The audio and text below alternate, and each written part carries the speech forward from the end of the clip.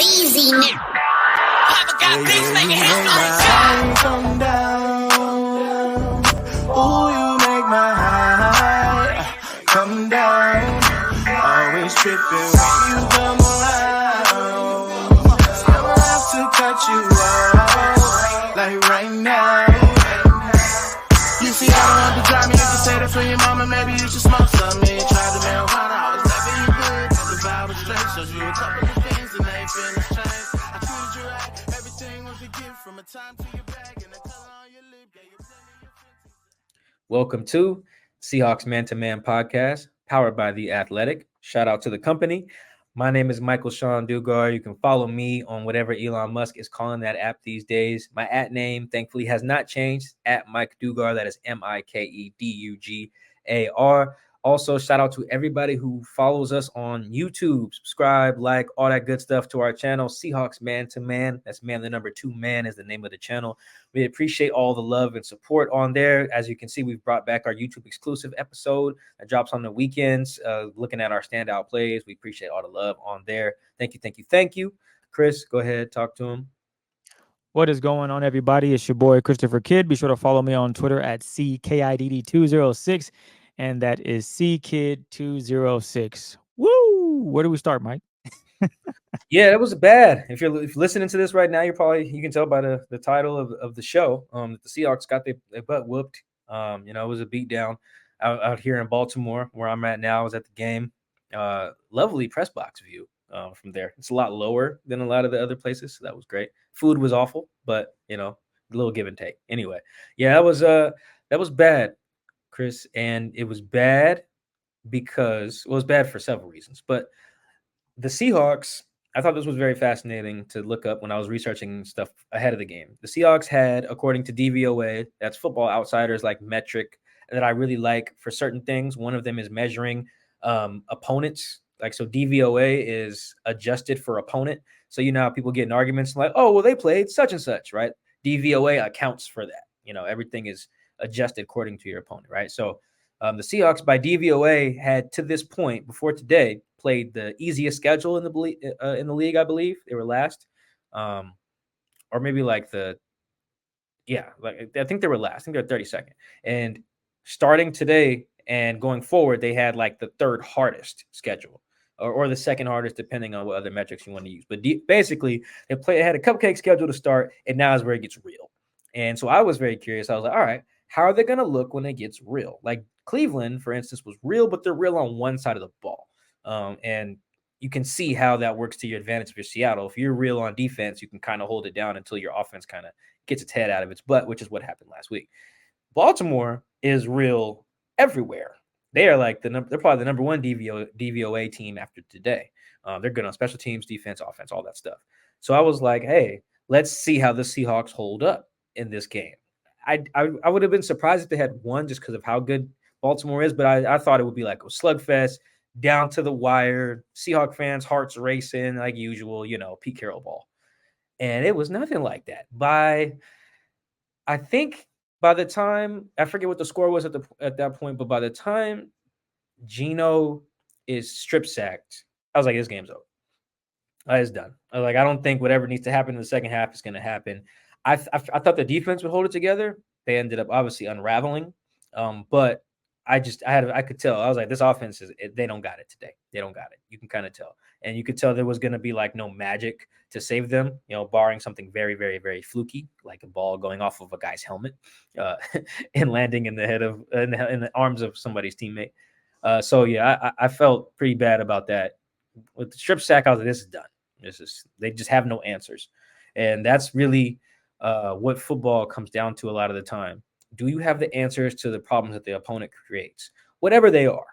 Like with Baltimore, do you have answers to their pass rush, right? Generally, that means, can you run the ball? Or are your tackles like that for real? The answer for the Seahawks was no to both. That's bad. On when you play the Ravens offense, the question is, can you stop their run game? Like, do you have an answer for their run game? And the answer on this day was absolutely not. Absolutely not. Chris, the leading rusher today was Keaton Mitchell. Do you know who Keaton? Did you know who that Keaton was before this game? Absolutely. Didn't even know what, as Jay Reed said in the post game, wasn't really on the scouting report. We didn't even know who he was. No disrespect to that guy, but he went out there and balled. That's what it was. Jay Reed did the real version of that. Was that Kiki Palmer in that video where she's looking down at the pictures Oh, and she's like, yes. I do not recognize this man. You know, not at all, not at all. And he was genuine, like it wasn't even Oh, yeah. disrespectful. No, Because as you it made said, me no look back. disrespect. I was like, huh, who is this guy? And I went back and looked. He's undrafted rookie from, I believe, East Carolina. He, I think before today, he had never run the ball in the regular season. Zero Oh, don't say carries. that, Mike. Don't Zero say that. That and he had 138 yards today on 9 carries. He had 2 carries just for 100 alone. He had a 40-yard touchdown, 60-yard run. Like that's what type of day it was where a dude nobody had heard of, goes crazy. Like they had no answers for anything that the Ravens were doing on either side of the ball. And that's really concerning, mostly because of how it looked. The Seahawks aren't going to play the Ravens again unless it's the Super Bowl, right? And by then, it doesn't matter because you got back to the Super Bowl, right? But how, Chris, they got their butt whooped today, this felt like the Niners when they played the Niners all 3 times last year, where it was just like, you don't have anything to combat what they are bringing up front on either side. Like the Niners handled them on offensive, defensive lines all 3 games last year. Very similar to the Rams in 2022, 2020 as well, not 2022. Just offensive line, defensive line, dominant. And when those two elements are dominant, that's tough. That means you're not a contender. That's what that generally means. Now, obviously, they could just go beat the Niners on Thanksgiving or something, and then this is all moot. But for now, when you get whooped like that, Chris, on up front on both sides, that's the type of stuff that gets people fired. Because that is very, very rough. I know we've been, not we, me and you kind of haven't been, although it's kind of been done locally. There's been a lot of praise for what the O-line has been able to do with so many guys banged up. A lot of love, a lot of questions in these press conferences about Andy Dickerson, the O-line coach. And I think Andy is doing a good job considering the circumstances. But I feel like people were acting like this O-line has been like a top 10 unit with all the injuries. They've been holding on, man. Like they have actively cost some games, and some of the games they won, they were also just weren't great. So, and this is like the extreme. This was just can't block nobody. And when you can't block nobody, it don't matter what you call. You can run the veer, you can run the air raid, you can run power, you can run zone, you can run whatever.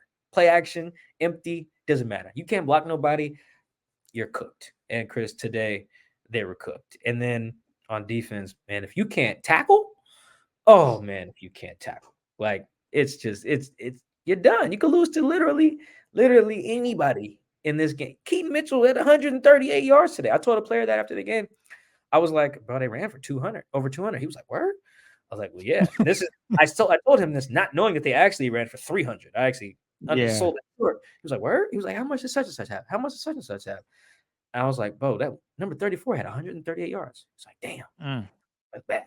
Like, so it was rough, man. Like, because all these guys can't always see the plays, what goes wrong. But it was a bad day. This was the day to prove themselves.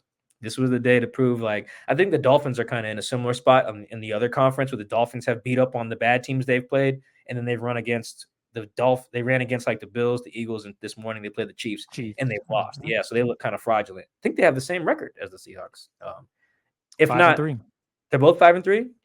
The Dolphins are 6-3, but it's in effect it's the same thing. It's you beat the bad teams and you got your butt whooped by the good teams. So the Seahawks not totally similar because the Rams aren't good, but either way, this is where I sat back. Me and my editor was talking during the game, Chris, and we were like, yeah, this is one of those you're not quite there yet games. Oh, because you got to be there up front when you're not, and it's not the only position that didn't play well. I don't think anyone played well, really, except for Boye Mafe in like a couple plays. But outside of that, I thought Evan Brown had some good reps today too. But for the most part, it was a bad day. And when you're not a contender if you can't have games when you can dominate someone up front. That is where That's why when Pete Carroll watched the film of the Niners game in the playoffs, he was like, "Yeah, we got to get more dynamic up front because did you see what they got? They are loaded, and they're going to face more loaded teams with more good O lines, more good D lines. And if you look like this, they won't look like this every week, but yeah, man, this is one of those back to the drawing board, humble you. I think Jordan Brooks mentioned that to me after the game. Actually, let me read the Jordan Brooks quotes today. How you feel about that, Chris? Should I read some quotes today? I Let's think see. that'd be great, man. Yeah, this is my exchange with Jordan Brooks today in the locker room.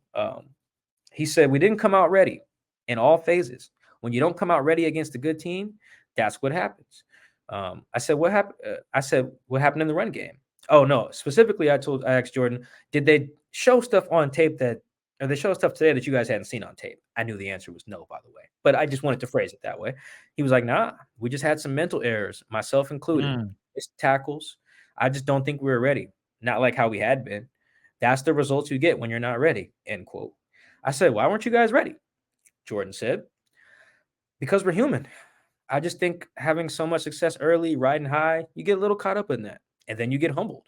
That's what it is to be human. Today, we just showed we're human, end quote. I thought that was really candid by Jordan. And that's one guy on a team of however many guys play defense. So he may not speak for everyone in that regard. But I do like his candor because that's what it looked like. That's what it looked like. It looked like they thought they was like that for real. And the Ravens were like, we are like that for real. You guys are good. We're better. That's what it looked like today. I tweeted out during the game, this might have been second quarter. I said, the Ravens are good, very good, because they were able to they did whatever they wanted. They had a drive where they threw the ball twice and just said, well, you can't stop the run. So we're going to run the option. We're going to hand it to Gus. We're going to bring guys in motion. We're going to dress it up, but it's going to be the same thing. It's going to be the same plays, but we're just going to dress it up differently. We're going to spread you out wide, bring Mark Andrews in motion. We're going to snap it. We're going to run right at you, and you're not going to be able to stop it. And to give some reference or some context, regarding you saying the game is over, I texted you at 11:31. The Ravens defense is icky. They got the Seahawks offense looking awful. 5 minutes later, Mike is like, yeah, this is over. Now, if I'm not mistaken, that is right before halftime, if I'm not mistaken. Yeah, let's see. That's 11:30. It was so a it's 10 a.m. 2:30 or Yeah, that's probably right around. Yeah, that's probably around the setback.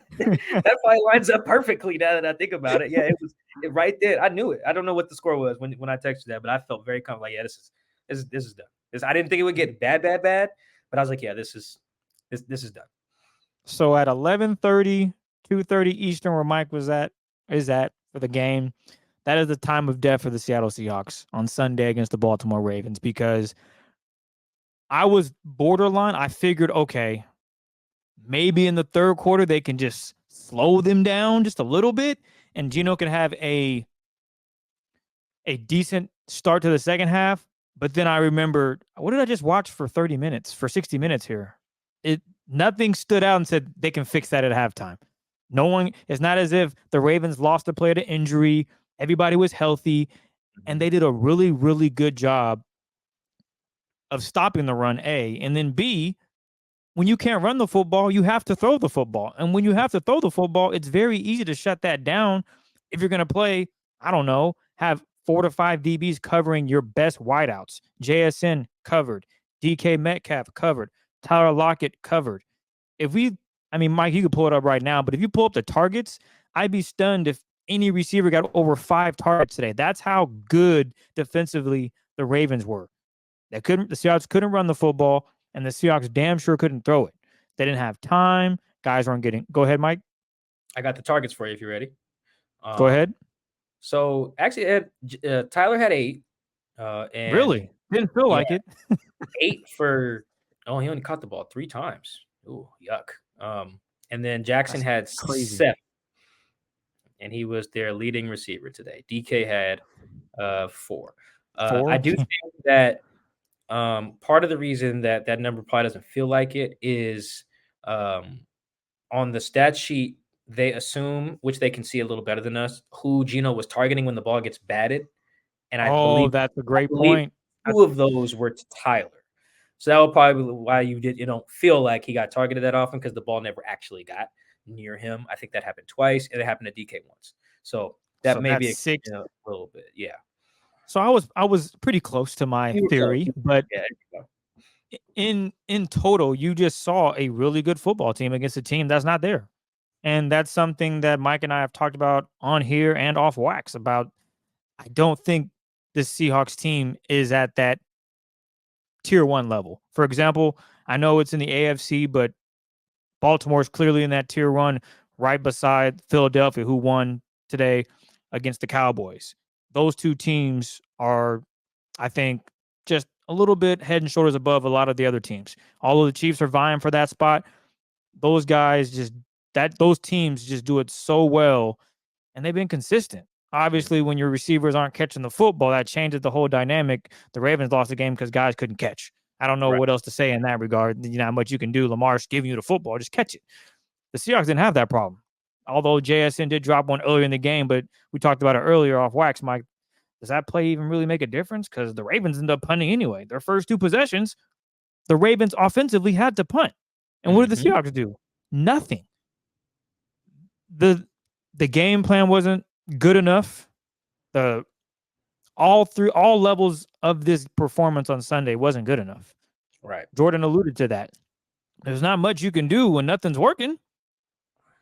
People ask in the questions, what would you guys have done differently? To be honest, I honestly couldn't tell you.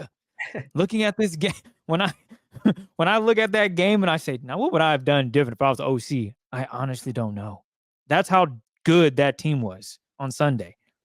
There was, we're going to try this. That didn't work. Oh, let's do this. That didn't work. The only mini success we saw was a screen to JSN. JSN caught a deep ball.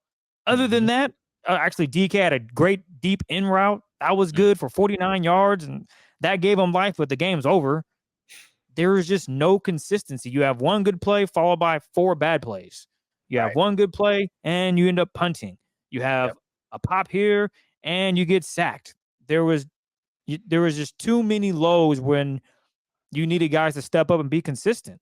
The old line wasn't consistent enough. Charles Cross had a really rough day, and this is just off the eye test. When I go back and watch the film, it's probably going to not lie. It's probably going to be accurate. He had a really hard day, but that gives credit to the Ravens that lead the NFL in sacks. In, I think they were at 32 and a half, something crazy, 37, whatever the case may have been. They were leading the league in sacks prior to the snap, prior to the game starting. And they just tallied on to that number, and they got to Geno. They pressured him. He couldn't make the throws he wanted. It was just uncomfortable watching it, because I personally thought the Seahawks would be in a game where, okay, maybe they're down 10, and can Geno deliver? That wasn't even the case. But go ahead, Mike. I see you got some stats for me. I do. They led the league with 31 sacks going into this game. That's quite a bit. And they're still going to lead the league. They are leading the league with 35. Now, if let's see if someone can catch them. The Bills are playing currently, but unless Joe Burrow forgets that he has 2 working feet, I don't think the Bills are going to catch. We're recording right now during Sunday Night Football, so I don't think that'll happen. But yes, I wanted to help you out with the stat there. Continue. Thank you, sir.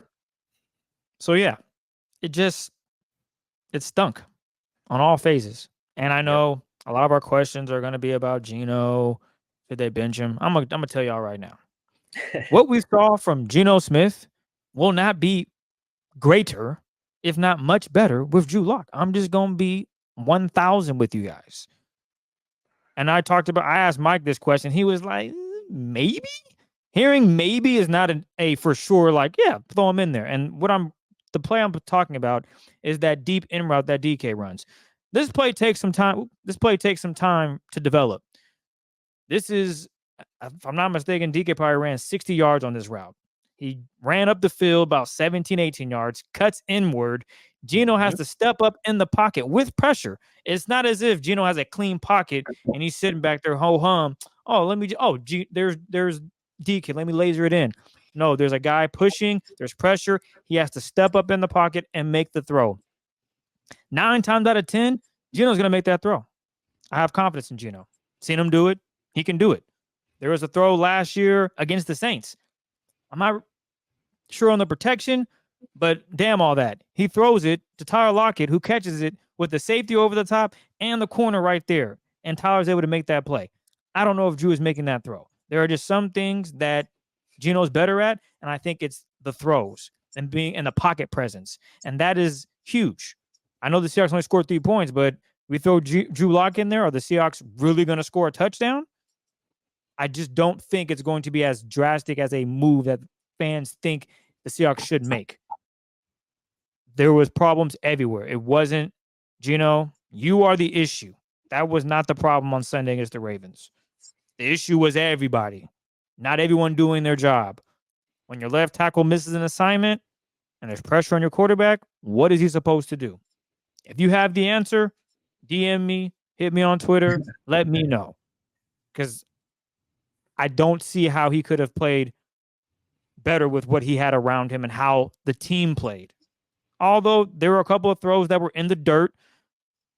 Mike, what was that play you prefaced earlier? I think it was off wax, obviously. It wasn't on here, but we were talking about the touchdown, the almost touchdown to DK on that. I want to say it was a deep post, a quick post or a quick slant where he throws in the dirt. And that was a play that, okay, had Geno gotten the ball up, that could have been 6.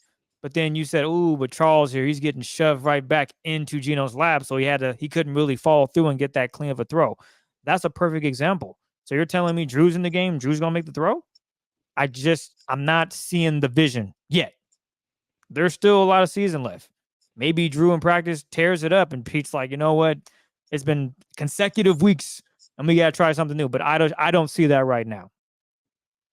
Yeah, I don't. We can get to the questions now. Yeah, on that, it's a touchdown. It's probably a touchdown if Geno could step up. I think he should have just been able to all arm that. It's a little tough with someone number 99 in your lap. But yeah, we can get to the questions because I think we got some more Drew Geno stuff. But yeah, I'm with you. I don't even think they'll consider going to someone else. Not specifically, I don't think they'll consider going to Drew.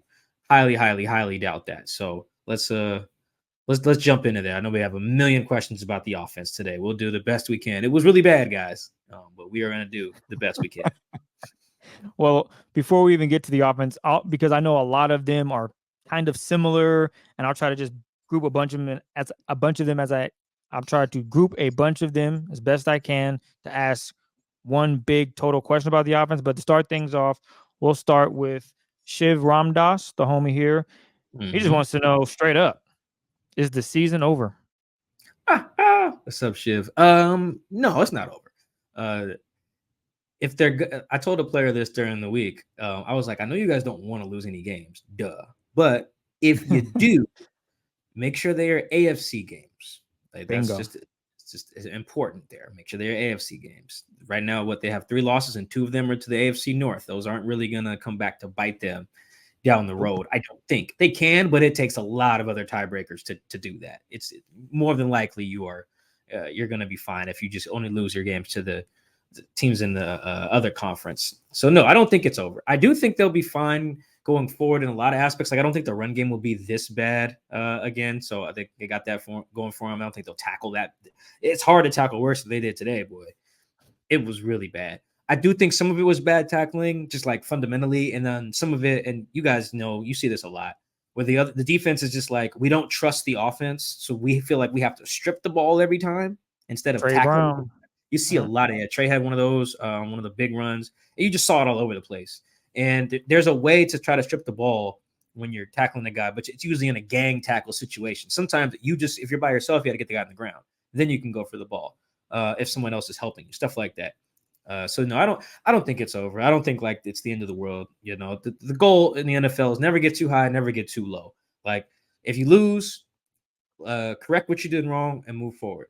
And if you win, it wasn't a perfect game, so correct what you did wrong and move forward. Like, you do that every week. Pete Carroll is really good about bringing them back in that regard. Having Bobby around will help them with that. So, Tyler, Geno, those guys just, they'll bring it back. They get like 24 hours to sulk, and then when they show up in the building Monday, or maybe when they leave the building Monday after practice or the meetings or whatever, it's done. Move on to the Commanders. So, yeah, I don't think it's not over. It's not over.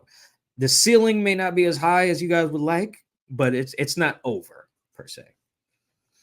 This next one comes from Mike's bro, Adam. The core of the next Seahawk team is very much in place. How much concern should there be if they get whacked by one of the better teams in the league? Or is it just a sort of teething problem game you'll get with a relatively young team?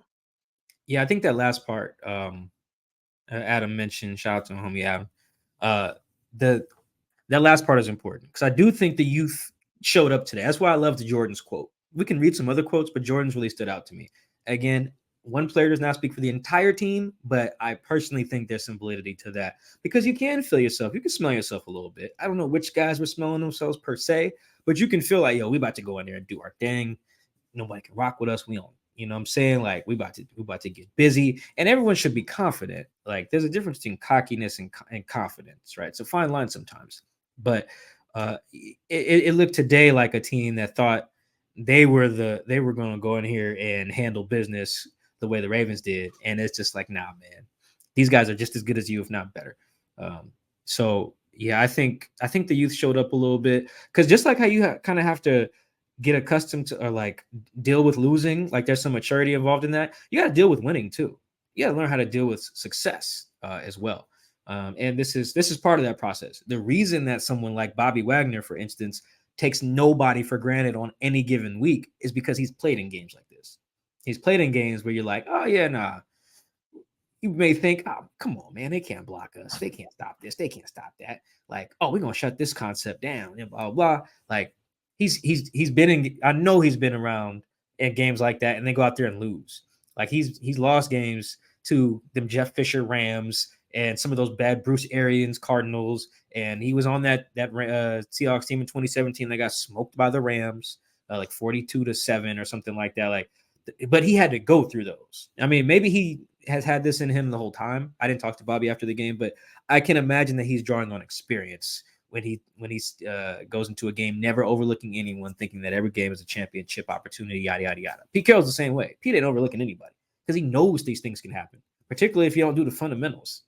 If you don't run the ball well and if you don't tackle, you can lose to me, Chris, and a bunch of dudes we find on the street in Baltimore, like if you can't tackle, right? So, yeah, I think the youth kind of stood out here. Maybe not even youth, maybe just some guys who they got in who are used to being on bad teams. I don't know how many people that is. Maybe it's just guys like Draymond. I'm trying to think of how many guys have come in here from bad teams, but you guys get the gist. I think that was more of a factor today. Guys riding a little high, maybe thinking that some things weren't problems that actually are. That probably pertains more to the offense. But yeah, I think this was one of those that sometimes teams need so that going forward, next time you play someone, you ain't never going to smell yourself too much. You can be like, yo, it's almost like the scenes of Friday After Next. When like, yo, remember what happened to the last security guards? Now it's just like, hey, man, y'all remember what happened in Baltimore? Like now this is the thing to draw back from. And prior to that, they didn't really have that. Now they do. All right, Mike, we got a little personnel question, so you might have to nerd out here and type some numbers in. This is from Mr. Ayer. He wants to know if the Seahawks use a lot of snaps and 13 personnel to try and deal with the Ravens pass rush on Sunday against the Ravens. And if so, what were the results, the percentages that they did run that 13 personnel? I don't even know if they had a snap of 13 personnel today, but let Mike look in real time and see. The Seahawks, according to True Media, ran 13 personnel 2 times today. Let's see. One of them was the Ken Walker run where he basically runs into the back of Noah Fant and then has to like backpedal and then reaccelerate and pick up 2 yards out of bounds. So he only got 2 yards on that. And then the other one was a Geno Smith kneel down to end the game. So they actually, that's kind of victory formation, but obviously it wasn't in this case. It's weird. You rarely see the losing team kneel the ball to end the game. That's kind of interesting. I don't know how many times I've seen that. Anyway, so only twice. So really only once. And it did not go well. So there's that. However, I do think that the answer today was not 13 personnel, in part because looking back at the film, the tight ends didn't block. This was not a good tight end blocking day. Like in particular, like that play that I mentioned, the 13 personnel where he runs into the back, Ken Walker runs into the back of Noah Fant, like there you go. There's your tight end up there. And when you are in 13 personnel and you want to throw the ball, you're just very limited in the stuff you can run. Like you can do that here and there, but like if you in 13 personnel, if you got Colby on the field, Will, Noah, and then like DK, you're just so limited in what you can run. You just are. From a passing standpoint, it's just very tough. The other team's DBs are going to be able to cover all of your guys fairly easily. They're going to bracket DK, and they're just going to man up on guys like Noah, Colby, and Will, who are all good pass catchers, but tight ends have the advantage on linebackers and stuff, not DBs. So, yeah, I think they didn't use 13 personnel much, but also I don't think that was they had bigger issues than that today. This next one comes from I am EV. DK should be Seattle's AJ Brown, yet they have no creative play calling packages just for DK. They call plays for him like he's just a regular receiver. Mike, are you sensing any frustrations with DK regarding that? I don't necessarily think the Eagles play calling is super creative for AJ, by the way. I just think AJ is really, really, really, really good. And I think Jalen Hurts is really, really, really, really good too. They have a better O-line and their scheme is better. That's what I think contributes to AJ's success more than like a bunch of creative play calling. I think like you see like creative play calling for someone like Tyreek. AJ, nah, man. They run a lot of go balls. They run a lot of like over the middle, like deep stuff. It's and that's they run. I don't think they run a lot of screens to them, but they are a good screen team. At least they were last year. So I don't think that's totally the issue. Like lack of creative play calling. They try stuff for DK. It's just very tough. I do think he has a bit more limited of a skill set than AJ does too. I think AJ is a little sharper route guy. AJ is much better at going up and getting the ball. Like AJ is probably one of the best in the league at that. I would say D-Hop's probably number one still. Terry McLaurin is very good. AJ Brown is right there. George Pickens is actually very good at that as well. He can't drag his feet apparently, but he can go up and get the ball. So like Mike Evans also really good. So there's guys who are really good at it, and that makes it look a lot easier. You don't need anything creative. Like they had to play against the Commanders like the week last week. All he did was throw it up to AJ, and it just worked. Titans are doing the same thing. So to answer the other part of the question, or I guess to actually answer the question on top of rejecting the premise, I do not sense any frustration with that there. Doesn't that mean that there isn't any on DK's part? No, he could be very frustrated. I don't sense that. I don't kind of get that feel. No one's told me that. I haven't heard anything in that regard, which is good. Because if I had heard it, that would be very bad. I would actually have told you guys if I had heard that. Actually, no, I probably wouldn't. But I have not. I can genuinely say I have not. And that's good. Because if DK was feeling that way, because they deal with that over there in Philly. Everybody on Philly complains about getting the ball. You can tell AJ does it in the middle of the game all the time. Maybe DK should do that. I don't know. But no, I don't sense that DK has beef with that. He wants the ball. They all do. But really, DK wants to win. That's the main thing. When they lose is when DK is the most upset. I did not talk to DK after the game today, by the way. I asked him to talk. He said, nah, catch me on Wednesday. So I was like, all right. Talk to you Wednesday. Yeah. This next one comes from Aloha Bets. Thoughts on incorporating, in quotes, the jet sweep for DK and JSN? I'm not a big fan of it with either guy. Maybe in short yardage with DK because he's so good at breaking tackles. The issue is you need good perimeter blocking on those, and that can be really inconsistent with this team like it was today. And when you don't have blocking on the edge, all that perimeter stuff just does not. It doesn't matter. I think that yeah, actually, I'll get to this in another question. But yeah, I don't think so. I also just don't think Seattle's very good at gadget stuff for whatever reason. And that's not a Shane thing. I think that's just kind of been the case for a little bit. I mean, even when they had Percy Harvin, who was like at the time probably the best gadget guy in the league, and that didn't look as clean and natural. It's not like when you watch the Chiefs, when you watch the Dolphins. Trying to think who else has like gadget guys. It just doesn't flow. It's not there. So I don't even think they should get into that. I do have some stuff that I think they should try. I think we have that in a later question. But no, I'm not a big fly sweep guy for either of those two. Maybe more Bobo. Maybe that's the guy. Maybe your fly sweep guy is Jake Bobo, the guy who runs a 4.9. Yeah, maybe that's it. I actually, you know what? What I would like to see is I think they can get creative and use the two running back situation, and you do some of those with Ken Walker. That is where I think would be the thing. You get creative with Ken and Zach, but I don't maybe not those two receivers in particular. This next one comes from Travis. After losing to a contender, where do the Seahawks stack up in the NFC? And are there any positives to take away from Sunday's game? Yeah, I think one positive was I thought Boye had another good productive game. That was good. I actually thought in real time, and the film will tell me this better. I actually thought the passing defense was good. I think he thought it was solid, and Lamar's numbers kind of back that up. Lamar didn't have like a great game throwing. He was 21 of 26, so very efficient for 187 yards, which is like it's like a fine day. It's nothing like crazy. It kind of reminds me of the last time they played the Ravens. Lamar didn't throw for that much. He ran for like 100 though. That was the issue that day. But yeah, I actually, like, off first glance, I thought that was pretty consistent and not a lot of coverage like busts. Like, oh damn, this guy's wide open. There was Jamal missed a tackle on like 3rd and 18, but like I don't think it was like a coverage bust per se. Like if Jamal just makes the tackle, they don't go for it on 4th. You know, they converted. I think Odell got a little easy first down in the flat on one of those plays. I think in the first or second half, he just got rubbed. I think Spoon did. So I thought if there's any positives, there's none on offense, but on defense, I thought, in generally speaking, against a good passing game, they were pretty solid. And that's interesting because when I watched the Cardinals game with the Ravens, they came out throwing a lot, and the Cardinals just like dropped 8, and the Cardinals were like, dude, you guys are gonna have to run this ball on us. And you can tell, I don't know if it was like late second quarter or third quarter, you can tell the new OC in Baltimore was like, oh, we should just run it. And they just ran all over the Cardinals and won the game.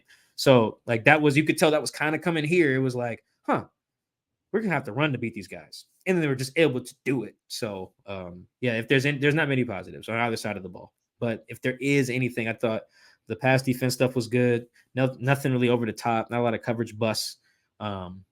Pretty solid in that regard. And then yeah, Boye is killing it. Shout out to Boye. I'm gonna write about Boye this week. I have to. I can't wait any longer. I gotta write about Boye. I have something on Boye this week. I need to. So that's about it though, Chris. I got no other positives. This next one comes from Big Pete. Do you think the Seahawks struggle like this again against anyone on the schedule? Yeah, that's a good question. I think they have the potential to struggle like this offensively against Dallas and the 49ers because of what they have up front. I think both of their fronts are really solid. Even the Dallas today, I think, did a really good job against the Eagles run game, at least in terms of their like running backs and stuff. I don't know what Jalen ran for, but I know I have DeAndre Swift in the fantasy league, and that boy didn't do nothing. And I think he was their leading rusher. So that kind of tells me that their run game was solid. So I could see them struggling against those two teams in particular. They might have a little bit more success against the Eagles. The Eagles secondary is funky. It's talented, but gives up a lot of yards and touchdowns. So really weird. I think they could also struggle like this against the Titans on offense. I'm just talking offense right now. On offense and the Steelers. They could struggle like this against the Steelers on offense too. Just because those teams have fronts, man. They got fronts. When you have a front, that's why I opened the show talking about that. When you have a front, you can have a chance. Like that's all you need. Like, because it eventually comes down to, can you block guys? Can you block guys, and then can you get off blocks? Those are the main two things when it comes down to football. So, I think there's some potential. I think maybe that question was just about other teams in the conference, so I shouldn't have said the Titans and Steelers. But yeah, Dallas and the 49ers, I could see similar offensive struggles. I don't know if the defensive struggles will carry over in those two games, but I do think offensively, yeah, I think the offense it's very worth it to be concerned. This is a not good offense, and it hasn't been good since week 3.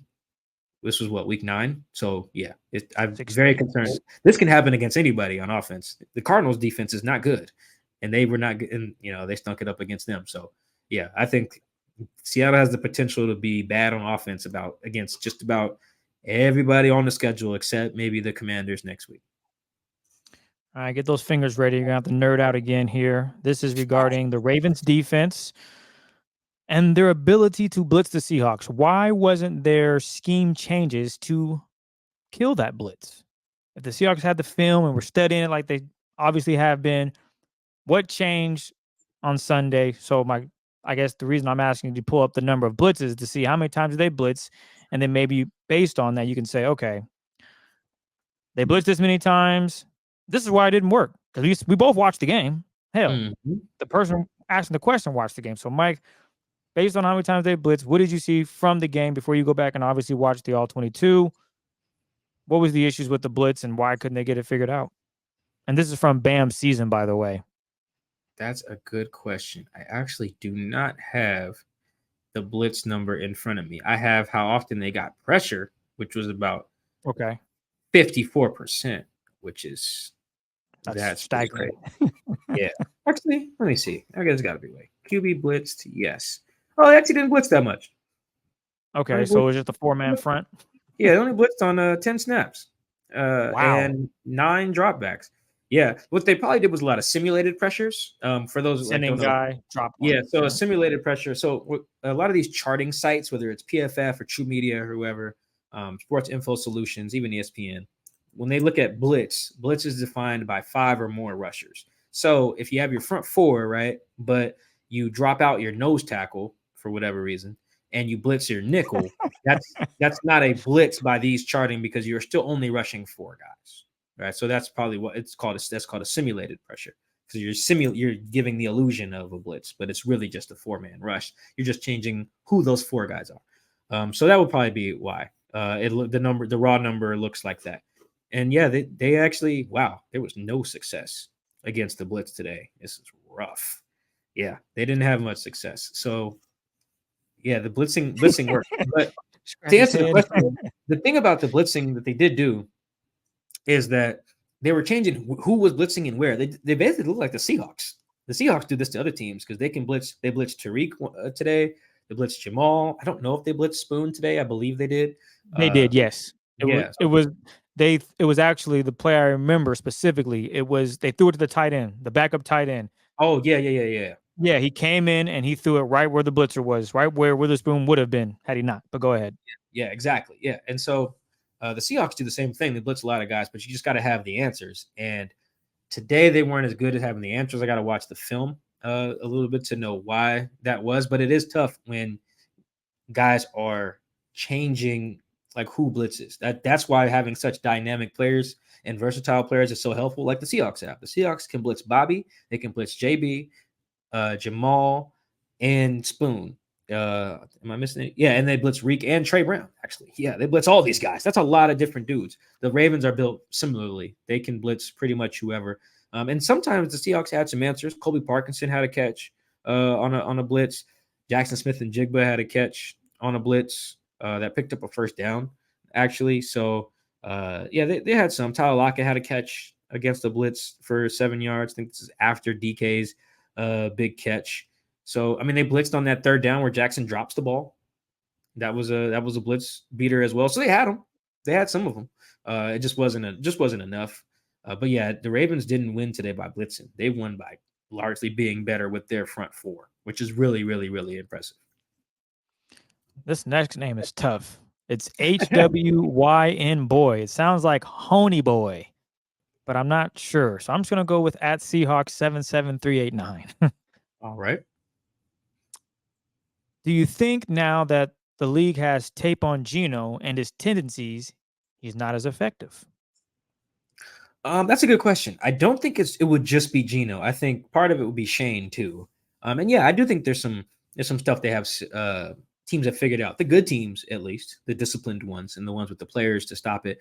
I don't think that's the larger issue. I really think the larger issue is that in a lot of these games, with the exception of maybe the Lions game, maybe the Panthers. I'd have to go back and rewatch that one. But the gist of what I'm about to say is the Seahawks are calling plays. Like they're scheming up and going into these games thinking we can block these guys.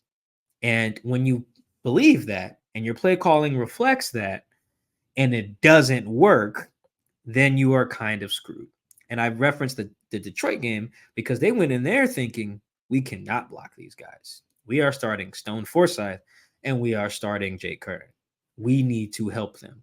And they schemed accordingly. And it had some success. And then Shane looked and said, oh, wait a minute. These guys are blocking Aiden Hutchinson. We're okay. Let's run our normal offense. And they scored 30 points. In some of these other games, the Bengals game jumps out in this regard as well. They went into the game thinking we can just block these guys. That's our thing. We can do that. And they could not. And I'm talking about the run game and the pass game. And when you go in like that, which is fine to go in like that, you can't really go into that many games thinking we can't block these guys, right? Like that's dumb. NFL coaches and players just don't think like that. You got to have confidence in yourself and your guys, right? You don't want to put nobody out there that you think stinks. But sometimes you just got to recognize who the other team has. Like, no, you don't go into a game, for instance, thinking we can just single block Aaron Donald every play. No, you're going to give guys help because you realize he will kill you if you do that. Sometimes you have to think about you. They probably should have went into this game with the similar mindset. Like we're gonna need double teams everywhere. Like we have to move the pocket from the jump. Like we have to kind of behave like they're better than us up front. And that's easier said than done because again, it's the psyche of the athlete and the psyche of the coach. You can't go in there thinking they're better than us. Then you'll really get your butt whooped. But at the same time, you do have to face the facts that the other team's front is really solid. Maybe the Seahawks thought because this is the healthiest they've been since week 1 up front, that they could, perform that way, perform better, but it wasn't the reality. So I don't think it's much like some of it is, Geno likes this. When he gets an empty, he likes to do that. When he gets in shotgun and from this down a distance, that's every team, though. I don't think it's just Geno having that problem. I do think the bigger issue is when they go in thinking, yeah, we'll just, this guy will just block that guy and we'll be fine. No, and then it's hard to adjust from that. And they've kind of shown. And then the problem with that is, right, if that's your game plan and then it doesn't work and then you fall behind, well, now you're really screwed because now you can't even run the ball. So like by the early in the third quarter, I think they were down 17.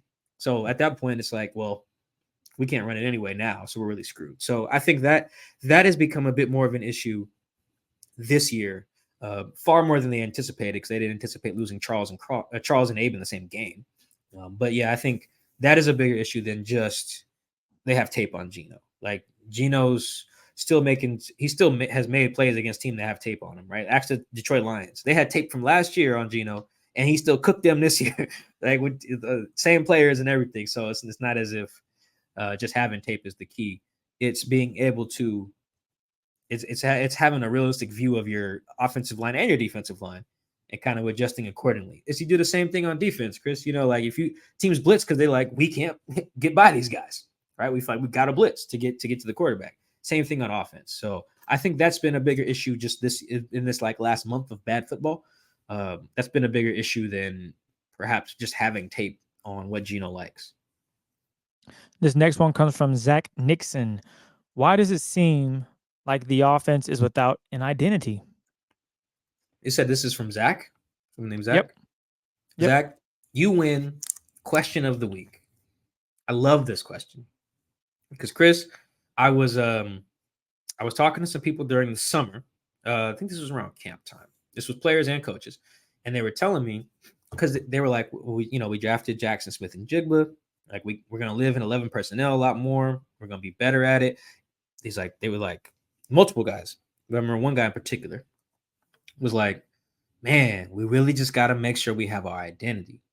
Are we gonna be an 11 personnel throw the ball team, or are we gonna still be a run the damn ball team? Because you can do that out of 11, but last year they were doing a lot of 12, a lot of 13. So they were like, multiple guys were just like, we just got to make sure we have our identity. Like whatever that is, we just got to decide. And if you guys remember, I think I don't remember when I wrote this story. I think it was before the start of the season.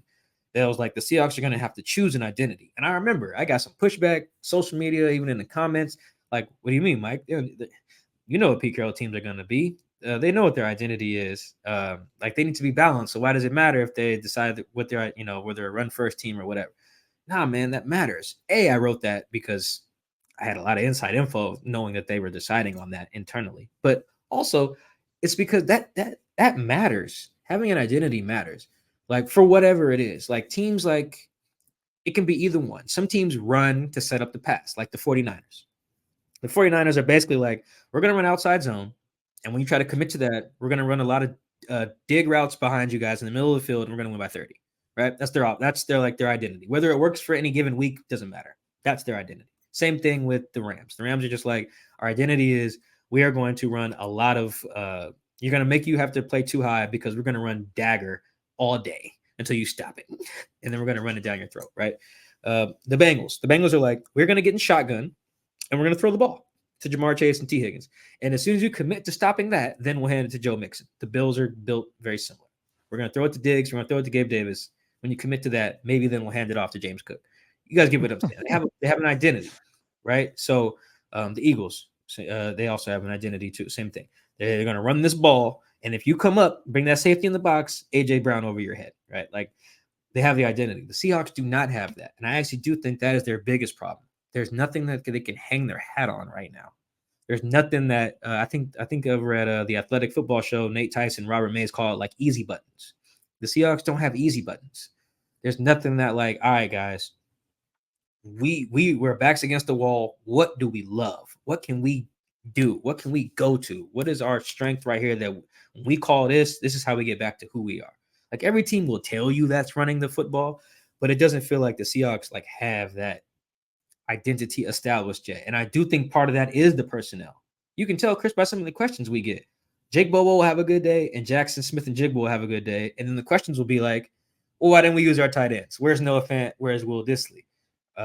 Or if there is a game where the running backs get it a lot, they'd be like, well, why don't we use JSN more? And it's just like, oh, guys, can't have it all. You have to have an identity. And I don't know what theirs is. Are they a run to set up the pass team? Are they a pass to set up the run team? That would be like what the Bengals are. Like, I don't know. I legitimately don't know. And I don't think these guys know. They probably have an idea what they would want it to be, but the product is not reflecting that. That I would say is probably the biggest issue, because for better or worse, you gotta know who you are. This is the time of year, November, December, you gotta know who you are. On defense, I think they know who they are. Offense, I do not think so. And I think that's part of the problem, because they just don't have nothing they can hang their hat on because they don't know who they are yet. They just know they have a lot of talented players, which is 100% correct. They do have a ton of them, but they don't really know who they are yet.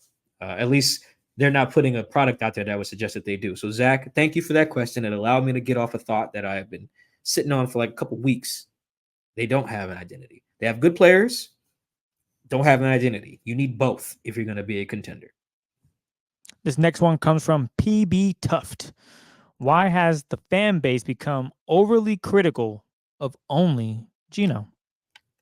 Yeah, it's been really interesting. I mean, I mentioned that a little bit with how like the O-line had been getting praised. I don't think that I didn't see it. Like, you guys watch these press conferences and maybe you guys know my voice by now, but you can tell I ain't asked now one thing about like how impressed are you with maybe like post game if they played well that game, but like I haven't really thought that. I feel like there's a lot of criticism to go around. I don't think it's just Geno, by the way. Like DK was under fire heavy for a good like 2 weeks. Same thing with Jackson Smith and Jigba. So I don't think it's just Geno, but I do think there's a few reasons why people are overly critical of Geno. A, he's the quarterback. Simple. B, he got paid. And 3, he is not playing well. Even if I wouldn't say he's playing bad, I actually probably would. But even if you're like, he's not playing that bad.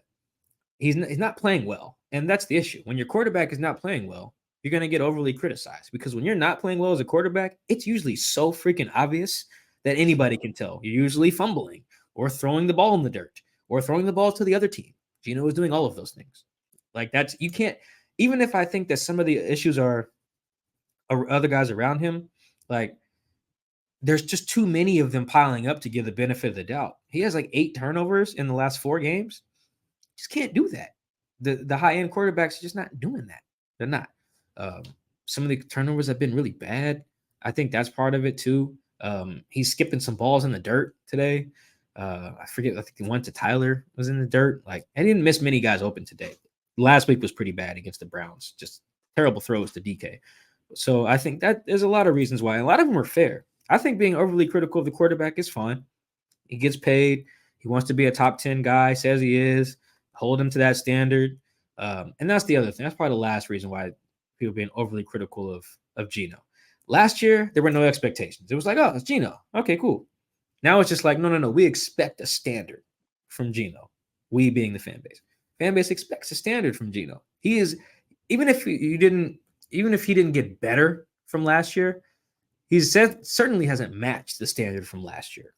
And that's fair to overly criticize that. Like, even if you're just like, dude, just play like you did last year, we'd be fine. Like, we'd be okay. And that's not happening. A lot of turnovers, a lot of mistakes. Again, the whole offense it got problems. It ain't just the quarterback, but the quarterback is part of it. He is not the problem. He's a part of the problem, if that makes sense. So yeah, there's a lot of reasons why people are being overly critical of him. But honestly, I'm not really telling nobody to stand down. Be critical of the quarterback. He's critical of himself. I just think y'all going a little too far with the Drew Lock thing. That's probably where I judge. Chris, are we in agreement drawing a line there? I've said this. Someone tweeted out, "Hey, we should." I should pull up the tweet, but I'm just gonna paraphrase it. We should not be clamoring for. This is him tweeting, by the way. We should not be clamoring for Drew Lock to start over Geno. He ain't that much better. And I'm like, yes, that's accurate. He is not some savior that's just sitting there like, all right, well, you put me in, we gonna win. That's not the scenario. This is not. I'm trying to think of a great backup that was just that's. You don't really have that often. You don't have a backup that's just really good. And you're like, we should start him. That just doesn't happen as often. Now, someone gets hurt, he goes in the game, lights it up. Yay! Looks great, right? The Eagles did that with who was their backup that came in and saved the day? Who was it, Mike? Nick Foles. When the Eagles won, yes, Nick Foles. Someone went down. He came in. They weren't thinking. Yeah, they weren't thinking. Yeah, Carson Wentz he's just not getting it done through 3 weeks or 6 weeks. Maybe we should put this Nick Foles guy in and see what happens. And plus, they weren't. It wasn't this scenario. The Seahawks are winning games. If the Seahawks were 2-5, okay, it would be more of a you got to do something different. And Geno is a problem. But the Seahawks have won games. So there's a lot more to it, I think, in that regard. So that's, yeah, Mike, we agree. In a long form of everything that you just simply asked. Chris, we're in agreement, right? Yes, Mike, we are in agreement. I also think, before we go to the next one, I do think the other thing is if you change quarterbacks, I do think you should be changing skill sets. And I don't think that the skill sets differ enough for it to make a difference, particularly with the mobility. I think that with the way things are going now, I would only move on from Geno if the guy that we're going to put in instead is super mobile and can just like, all right, it's 3rd and 11. We might be able to just run a QB draw because you're that nice. And I just don't see that. Like those are things you could do with Josh Allen, Cam Newton types, Lamar, Jalen Hurts, even Justin Fields. You just can't do that. You're switch like Geno and Drew are probably equal athletes. So unless the new guy was as a different skill set or as a better athlete, the problems that they're having, I don't think would be solved by switching. I think that's important too. Like I don't know what different would be done, especially when the blocking is not where it's at, and some guys not getting open too. So yeah, the athlete thing would have to be different. Like if you had a statue at quarterback and you're putting in a Justin Fields type, okay, I could see that. Like he can run around a little bit, help us in the run game, but no, that's not the case with Geno to Drew. So I think that's another reason that the Seahawks would not make that move.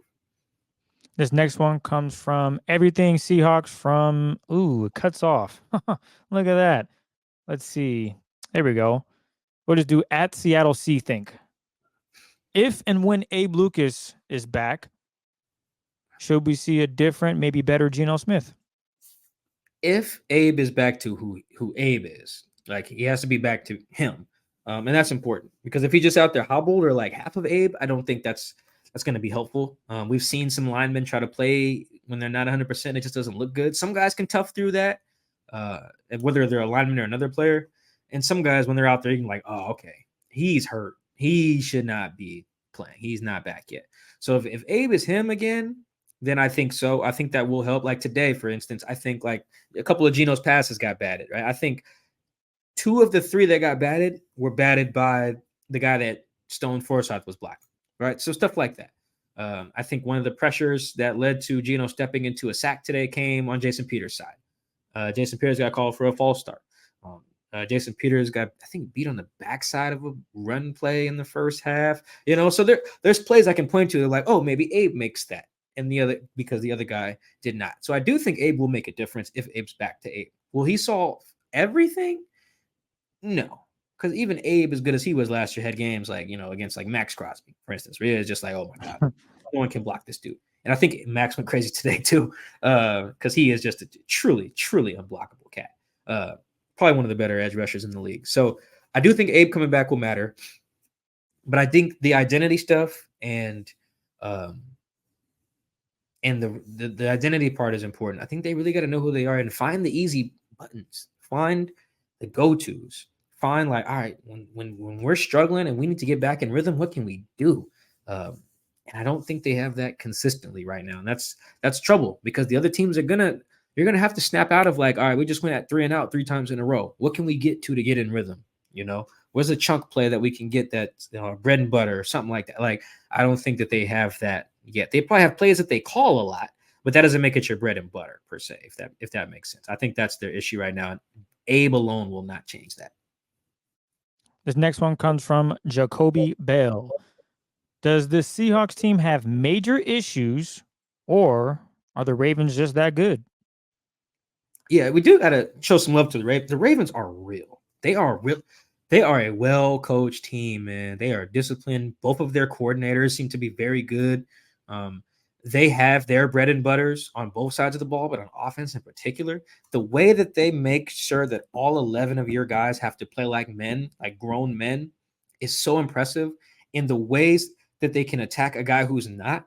Like, if you got an edge guy who's not strong, boy, they will find a way to run that read option right at your guy, and it won't just be a typical run it at him. They had one play today where they had the running back in the backfield, ran the read, and then brought like Mark Andrews around on like QB counter as the lead blocker to Tariq's side because they had decided I was like, yep, we're gonna make 27 have to tackle. I think Tariq actually did a good job of beating Lamar to the corner and pushing him out of bounds at like the 4. But that was just such a good design. They had a similar design to get like number 42, their fullback, on, I want to say either Darryl Taylor or like Julian Love or something like that, rolling to the left or the defense's left. And it was just the ways that they just schemed up, like, we're going to make sure every one of your guys on the field has to tackle. Like, if and the one guy who can't, or the 1 or 2 guys who can't, we will find you, whoever you are, whether that's washing out your nose tackle with a double team, or attacking your edge guy with a tight end or a fullback or whatever, like, or pulling a guard somebody's way. Like, they just found a way. Man, the Ravens are really solid. I do think the Seahawks have a major issue on offense. I think the defense generally will be okay. I think the major issue is offense, and it ain't just the quarterback. It's also not just the players either. I think we were pretty critical of Shane after the Bengals game, and I've been like wondering, like, oh, should I do a feature story on like one of the coaches? All right, maybe I should. And then I was looking, and I was like, I'm not gonna do the Shane one. I need Shane to get in his bag a little bit more, because right now I think he's like an okay coordinator, which is interesting because he's getting a lot of love. Like, he got a lot of love on the Athletic Football Show last week at like the 47-minute mark. If you guys want to check that out after this, someone else did like a film breakdown of him. I think it was like Colt McCoy did one, like called him the best play caller in the league. And I watched it. I was like, I don't know, man. Like, he's like good, but I'm seeing much better schemes week to week. And I think today was like an example. Like, the other teams have easy buttons they can press. I don't think the Seahawks really have that right now. All right. This next one comes from Thomas. What happened to the quick passing game? Why isn't Geno moving out of the pocket for throws? So, quick game, they tried. Stuff got batted at the line. Like, the Ravens just are really good at.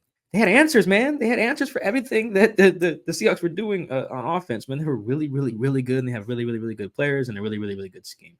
So the Seahawks run quick game. The problem with the Seahawks quick game is they don't have a lot of stuff that gets them in quick game and yak. Like, you get guys like catching the ball, fall down. Catch the ball, 2 guys are right there, which is sometimes fine. Like, every team runs curl flat and stick and all this other simple stuff. But the other stuff you need time for, it gets you like the Niners, Rams, where you're getting like yak stuff, some of the Dolphins concepts. Like, you need time for some of those things, and they just haven't had it. As far as moving the pocket, though, it goes back to what I was talking about earlier. They came into the game thinking, we're going to block these guys. But I do think they needed to maybe it was too late, but after the strip sack would have been like, all right, we're moving this pocket. Like we gonna act like a team that needs some trickery to execute, misdirection, whatever. Get them flowing one way, throw the ball the other way. You don't see a lot of misdirection with the Seahawks. They're more of like we hat on hat, we're gonna get down, which is fine if you can do that. This was not a game where they could do that. So I think going forward, you probably will see that to start games. I think that's what you might see. If I was, I know some people asking in Twitter questions, Mike and Chris, what would you guys do? That is probably something that I would change. Like I would go into it thinking we need to kind of act like I wouldn't say it in these terms, but we need to go in there and earn the right to win one-on-one straight up. That's probably how I would phrase it. Like we got to earn the right to do that. How do we earn the right to do that? Let's execute on some of this other stuff. Let's move the pocket. Let's run misdirection, where that's the run game, pass game. Let's try to get them confused instead of just like beat them. I would try that specifically with the Niners. You go in there just thinking, hey, we're just gonna block 97. I got some bad news for you. I do. Like that's just not gonna be the case. So that I think that's part of the issue was the quick game stuff. You can't live on that, and moving the pocket to have a whole offense built around that is usually what you see when like backups are in or like backup tackles or something or extra tight end help or whatever. I do think by the time they were probably going to go to that, Shane was like, well, we need the run game attached to some of that. A, we can't run it, and B, we're down 20. So we're kind of screwed. But I do think going forward, if Shane called me and was like, yo, Mike, what would you do? I'd be like, let me FaceTime Chris. Let me get him in here too. I'd be like, yo, Chris, let's tell Shane what we was talking about. And then we would probably suggest, hey, man, go in there like y'all can't block them. That's crazy to say, but I feel like they would scheme it up a little better. Because right now, if watching the game, I watched it back. I watched the first half and the first drive of the third quarter back before we did the show. And I was like, yeah, man, they were just getting beat up front, couldn't run nothing. A couple bad throws from Geno, and then they were cooked. They were down 20. So, yeah, I think the move in the pocket's got to be more of a early in the game thing. And I could guess that it probably will be going forward. And yeah, someone did ask the question about what we would do if a week to game plan. What would we do? What I would do is with DK, I would move him in motion more. You don't see him moving too often. He's usually standing where he is. I would put pressure on the defense by moving him from one side of the field to the other, putting him in the slot, just making it so they have to game plan for him more. And maybe that opens up opportunities for JSN and Ty Lockett. Because today, I didn't see DK move a lot. Now, I'm going to go back and watch the game and see, okay, how much I'll have it written down. Like, how many times did I see DK move pre-snap motion? Just keeping the defense on the toes. It doesn't mean he's going to do something crazy. He could just run a simple route. But the defense doesn't know that. And you look at the other teams and how they use their receivers, they bring him in motion. Now, obviously, you mentioned Tyreek Hill and how the Miami Dolphins use him offensively. Well, he's just a different type of weapon. He's fast, so moving him around, they make it real gadgety, where he might be running a wheel route. He might be running. There's so many things that he can do from moving in motion prior to the snap. With DK, I just want to give the defense a different look. Something they might not be comfortable with seeing. Like, oh, they were in a bunch formation. DK motioned out of that bunch, and now he's on the opposite side with, I don't know, a tight end, Noah Fant. Just changing the dynamic of how the offense is called. So that's one thing that I would actually do is just use DK more.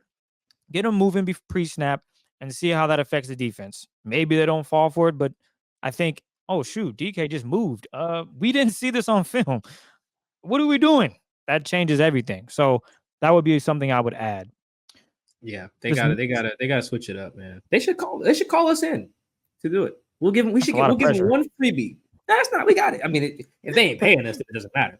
But yeah, just give us one freebie. Just like we'll sit in there, we'll help y'all, we'll go through the film and stuff, and we'll just give us one freebie. We can probably help out. After that, though, we charge. If it works, we charge it. If it's not, don't call us. I think it would actually work. I think they'd be like, yeah, we'll try your thing. Works out. Now we're like, so we want to negotiate for the next 10 weeks, paid out X amount of dollars.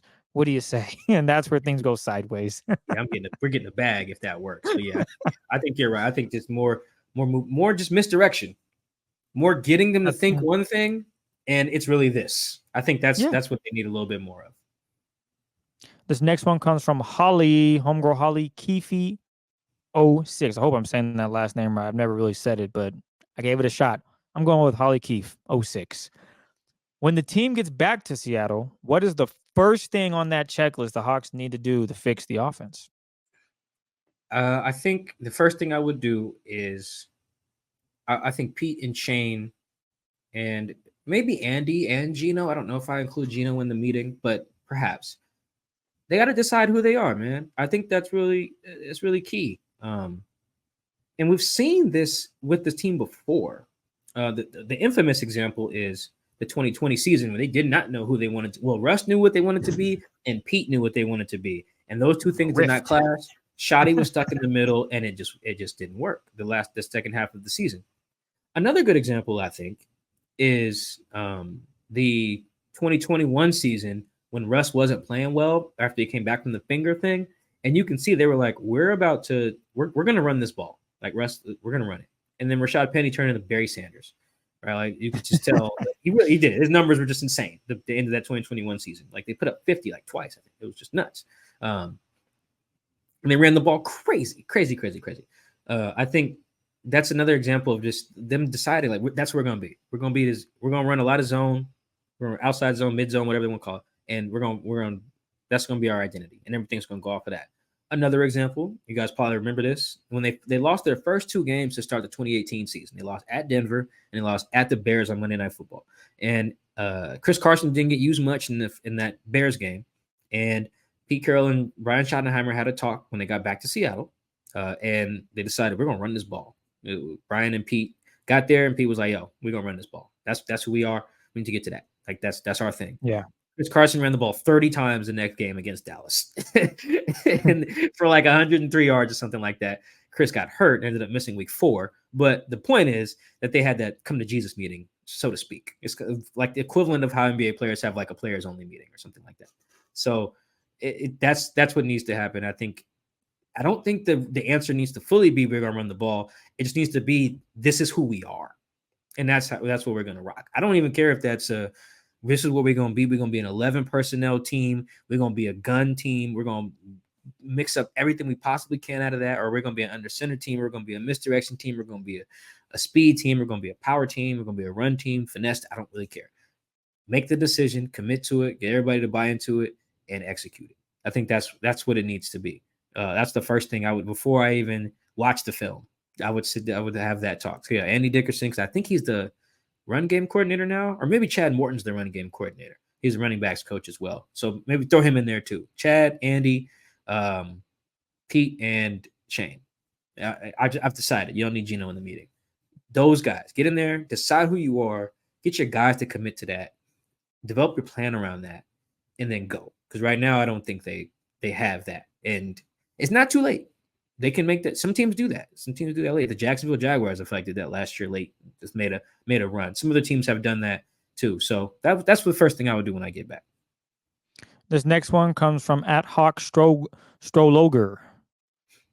How much was the Ravens' dominant coverage? Was it dominant pass rush? Or was it just as much as the Hawks' ineptitude offensively? It was all of that. I think that their rush is really good. Like when I watched the first half, and then I watched just on offense, and then I watched like the first drive of the third quarter. And Chris was like working on getting the show started before he could hear me kind of watching the clips. And all I keep saying is, "Oh, yep, didn't block that. Oh, yep, this guy got beat." And it's not even like the O-line. Some of the times it was tight ends. I don't know if this was a game where Ken picked the wrong hole. I know he had the Cardinals game. I think it was really bad in that case. I don't think it was that bad today. I have to go back and look so I can see the actual end zone view. But I really think, it was all of that. The Ravens are really good. Their line is really dominant. They won a lot of one-on-one matchups today. I mean, the strip sack is such a great example. Like Charles is beat, but I also think Charles was probably expecting a better chip from Zach. He got nothing. Bro beats him, gets to Geno, and it's done. That don't got nothing to do with no play calling. That's just your guy beat the other guy. And the Seahawks have had wins where that's how they won. That's how they beat the Lions, really, is Jake was better than Aiden Hutchinson for 3 hours. Like that was it. That was the answer to the game. Today, the answer was the Ravens O-line and the Ravens D-lines were better than the Seahawks front for 3 hours. Like that was the answer today. There's other stuff that goes into it. Obviously, the Seahawks not tackling on defense, but yeah, that's the real deal summary. I had someone affiliated with the team. I won't say whether they're a player or a coach, but they are on the team. They're one of those two things. They hit me today. Hit me. It's not unusual, but usually they hit me like later. This was like 5 minutes after I left the locker room, and they're like, "Hey, man, I want to ask, like, what did you see from the press box?" It's not the first time I've been asked that. But what I said was the trenches. I said trenches. That was my first text back. It was trenches. I said some other stuff, but trenches. That's it. And yeah, that was the theme of today. Maybe we should change the title of this show. But I like what we have now. But yeah, we easily could call it trenches or something of that effect because that was the issue today. Beat down in the trenches. Oh yeah. This next one comes from Brian Lindy. Defense held strong on the first few drives, but they can only do so much. We talked about that last week about, damn, the offense is starting to feel bad and the defense is back out there on the field. So how much of the final score was the defense being gassed, Ravens time of possession over 40 minutes, and how much was the Ravens exploiting an actual deficiency? I don't think they were exploiting it. Well, they had like a couple deficiencies because, like I mentioned, the Ravens, the way they're schemed up right now, their run stuff, they make it so everyone has to tackle. Everyone basically except like the free safety. Quandre had some touchdown saving tackles today, but for the most part, on a snap by snap basis, they make sure like the other 10 guys have to tackle. And if you got one or two that ain't that strong or is like a half step the wrong way, it's over. It's a 5-yard gain, 6-yard gain, which aren't that bad, but the Seahawks would kill for 5 and 6 yard gains today, right? So I think that was the main thing. The other part, like Chris said, last week we for the last couple of weeks we've praised the defense for not only playing well in spite of the offense. The reason we were doing that is because that is hard. That is very, very hard to just keep going. Sudden change. Like think of how deflating the momentum had to be. They get the turnover. The Seahawks had just kicked the field goal. They get a turnover. They get the ball right back to the offense. It's right in scoring position, right before the half, and then the offense turns it over. Before y'all could even fix your cleats and get Gatorade, you right back on the field. Like that, it's tough to keep doing that. Credit to them when they have. It's their job, but that is hard. That is hard. And part of what happens when you lose trust in the offense, like it looked like those guys did, they had decided we need to get the ball back. And they sacrificed fundamentals for attempts to get the ball back, punching at the ball instead of wrapping up the guys. Like that's what happens when you don't think your offense can get it done. And you feel like, oh, the only way we're going to stop these guys is with a turnover. So I think that maybe they were gassed. I don't know. I don't think so. I think that was more of the issue was they got to a point where, well, they were in a very hard spot. Those sudden change, keep going out there when the offense isn't scoring. That stuff is just hard. It's just hard. It's your job. That doesn't mean it's not hard, right? The other part is after a while, I was like, oh, nobody's wrapping up. I remember just saying that to just kind of under my breath, typing in like the third quarter. I was like, oh, ain't nobody wrapping up because they could just think they could strip the ball or whatever. It's like everybody ain't holding it like Odell. That was one time, and that was crazy. Like that was freaking terrible.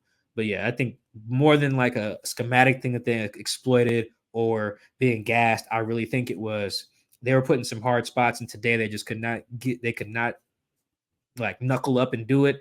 And then after a while, they were just like, the only way we can win this game is with multiple turnovers, and they just stopped tackling. That was I think those were way bigger issues than, the Ravens unlocked some scheme thing. They're running basic stuff, and guys just weren't tackling. That was the real problem. This next one comes from Munch on Donuts. That's really the name? I know.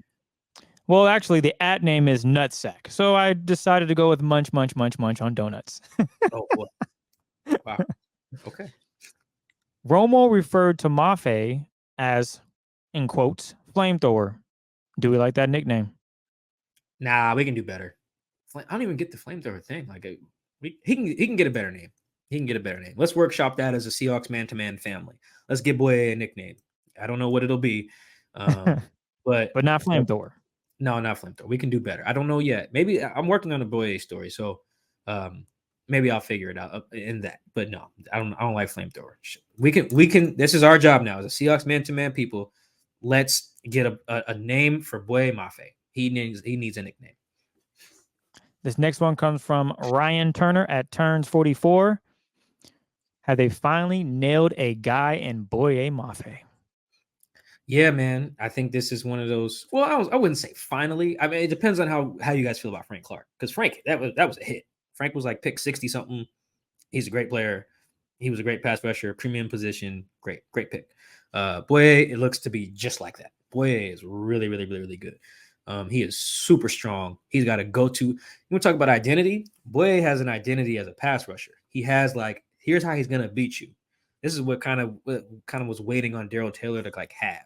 It's like be so good at the thing that the other team has to adjust to it, and now you can counter off of it. I think that's where Boye has. Like he's got his move. He's really good with his hands. I don't know if they talked about that on the broadcast, but he was just working. I think Stanley is a left tackle's name, just working him with his hands. And then once you get that go-to move, now you can just counter everything off of it. It's so good.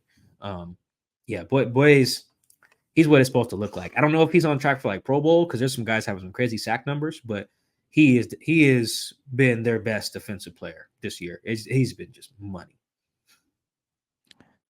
Got a part 2 from Turner at Turns 44.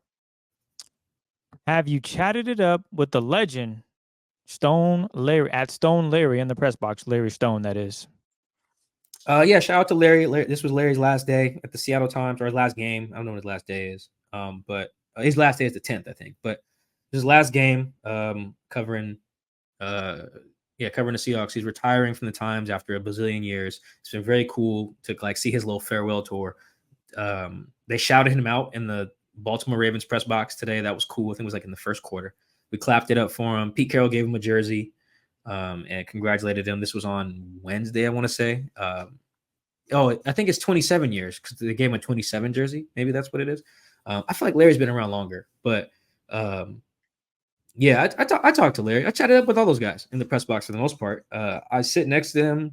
I don't sit directly next to Larry. I sit next to Brady Henderson more, and Greg Bell. But yeah, I'm always talking to those guys. Usually with older guys like Larry Stone and Art Teal, I'm always talking to them about like historical stuff. I thought like I'll joke with Larry, like there'll be a stat where this is the first time that's happened since, and it'll be something like in the 80s. And I'll be like, Larry, did you cover that? Like sometimes I'll be joking, and then sometimes I'll be dead serious. Like when the Huskies lost to Montana in football like 3 years ago or 2 years ago, the Jimmy Lake year. And in Larry's story, he was like, yeah, this is their worst loss since like losing to Oregon State in 1984, comma, a game which I covered, comma, and then ... I said, when I saw Larry, I said, dog, what? You covered a game in 1984, dog, or 1983, whatever. Well, it's crazy. Wow. I joke with Bob Condotta about that stuff too. So yeah, I'm always talking to the older guys about like history, about this area, the Huskies, the Mariners. Like it's always more some of the older guys who I sit next to, like Bob. But yeah, I'll shout out to Larry though. Great career, great columnist. Yeah, I do chop it up with him. Shout out to Larry though. A great career. This last one comes from Paul Martin at P Martin, Katy, Texas. NBA comes back to Seattle, Mike. The Athletic says you want to leave and cover the Sonics. Would you switch? Why or why not? So the Athletic asked you to leave the Seahawks. Would you switch? Why or why not? That's a good question. I've actually been asked this before privately. I would probably stay in the NFL. I'd probably just like help out whoever we hire as the beat writer. They probably hire someone with NBA experience, which I wouldn't feel like slighted. I have none. I haven't covered an NBA game ever. So I have nothing there. I'm in the city, but I haven't covered a game. So I would try and just help out. The other thing is the NFL is just king. Like the NFL makes so much money, and no one's ever going to stop covering the NFL. Teams and like companies do kind of jump out of NBA markets sometimes. Like we at the Athletic we don't have a beat writer for every market. Like I don't even think this last year, for instance, we had a beat writer for either team that made the finals. Like, I don't think we had a Nuggets person or a Heat person. Now, we had people who went and covered that stuff for us, but I don't think have a Heat person, and I don't think we have a Nuggets person. Maybe we've changed, but last year I don't think we did. So the NBA, while the Sonics coming back would be like a hot ticket and all the numbers would be crazy and people would make a lot of money and the interest would be very high, but I think that would like fade if they sucked, you would see it fade, just like kind of like we're seeing with the Kraken. It's not the exact same, but the nostalgia would wear off after like a year or two if they sucked, and then it'd be like, all right, when's the team going to be good? And then so yeah, I'll probably just stay on the NFL, because whether the NFL team is bad or they're good, they're usually compelling enough for people to pay to read, and so that's why I would do that. And I would just want to go as a fan. I'd want to take my daughter to the games as a fan. So yeah, I would help out, but mostly I'd just be a spectator, because the NFL is king, baby. The NFL makes that bread.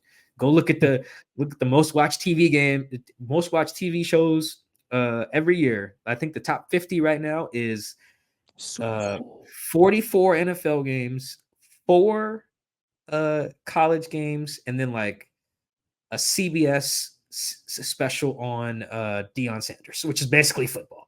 So yeah, I'm staying in football. Football's king. Well, there you have it. We want to thank you guys for taking the time to rock with us, listen to the show on wherever you get your podcast, and for our viewers on YouTube, we appreciate you subscribing, and tell a friend, as Mike used to say, tell a friend to subscribe. On our way to 3,500, looking to get to 4,000 by hopefully the new year. We'll see what happens. But again, thank you guys for tuning in for another episode of Seahawks Man to Man. We'll come back for, I don't know what we call the plays of the week for this week, because man, do we have any? But we'll definitely find some good. There might be I might have 3 bad, because there's a lot of bad on Sunday against the Ravens. But we will come back with that plays of the week for you guys, film breakdown. Mike, is there anything you want to add before we get out of here? Yeah, I always want to say I appreciate you guys, whether YouTube, Spotify, whatever, Apple, The Athletic, wherever you listen in, Google Podcast, whatever, don't matter. So thank you. Me and Chris would not be able to do this show without y'all, because it would just be me and Chris talking to each other every week. And that's boring. We'd rather be talking to y'all every week. So thank you so much. Thank you for the questions. Thank you for tapping in. Thank you for tagging us. Thank you for texting. Thank you for DMing, saying you listen. Thank you for stopping us out in the street and being like, hey, I listened to your show. We love all that. Thank you. It means the world to us. So thank you. And we will catch you guys later this week.